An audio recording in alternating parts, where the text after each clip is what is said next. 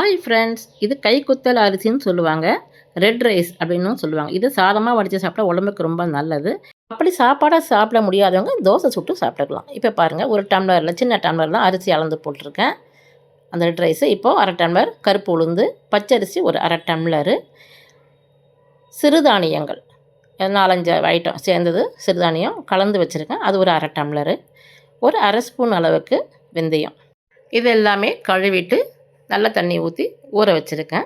குறைஞ்சபட்சம் ஒரு 4 மணி நேரம் ஊறணுங்க. 4 மணி நேரம் ஊற வச்சுட்டு அதுக்கப்புறம் நம்ம மிக்சியில் அரைச்சிக்கலாம். இது 3 பேர் இல்லை 4 பேர் சாப்பிட்லாங்க. அதனால தான் இது நான் கம்மியாக போட்டு மிக்சியிலே அரைச்சிருக்கேன்.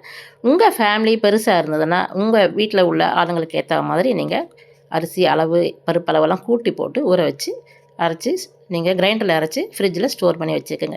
ஏன்னா இது ரொம்ப ரொம்ப சத்தானதும் கூட.